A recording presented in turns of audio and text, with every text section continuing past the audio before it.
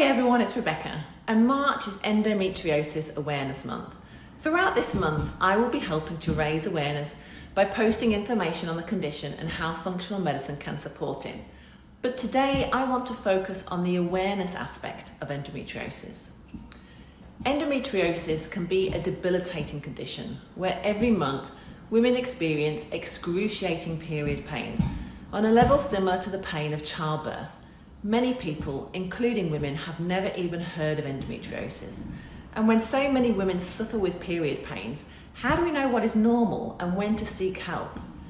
The answer is there is no normal, and every woman's experience is unique to them. The problem is that because period pain can be so common and that many women get by with painkillers, we assume that all period pain is equal and that those women who can't cope with the pain might be exaggerating, or it's in their head, they just need to get on with it.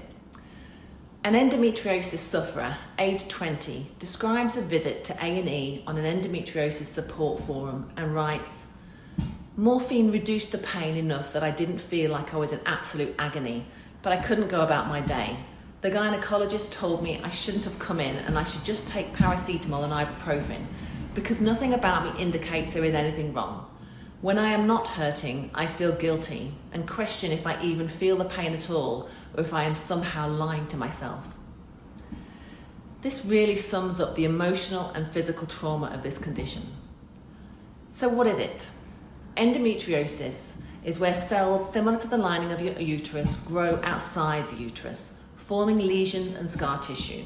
In some women, these lesions fuse organs together, such as the bowel, bladder, uterus, or the ovaries. So no, not all period pain is created equal. It takes on average 7 years for a woman to get a diagnosis of endometriosis. Many women describe this time as incredibly stressful. Even with an eventual diagnosis, there is no targeted treatment specifically for this condition.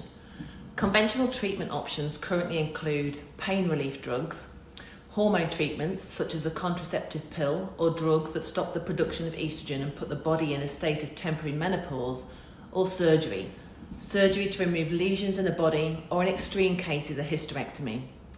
Drugs or surgically induced menopause in reproductive women is effectively replacing one set of symptoms for another and is a depressing outlook for women suffering with this disease. These limited treatment options highlight the gender research gap.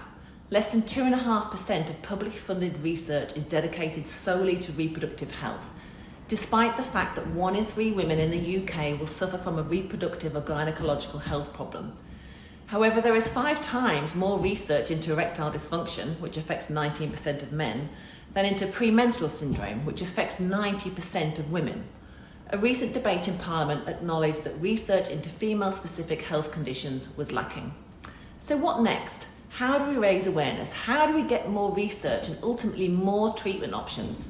In my opinion, the conversation should start within our own families. Growing up, the only conversations I heard about periods were usually men joking about women's mood swings.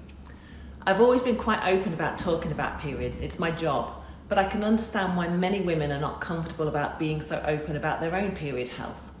On holiday last summer, I had to tell my boys that I wasn't going into the pool because it was the heaviest day of my period, to which my husband responded, "Too much information," i.e. we don't want to hear about women's problems. This has to change. Our sons and daughters are the next generation of doctors, researchers and politicians. If they grow up in a household where period health is not brushed under the carpet as women's problems and see the impact of these female health conditions, then the future should be brighter for female reproductive health. So start your conversation about period health today.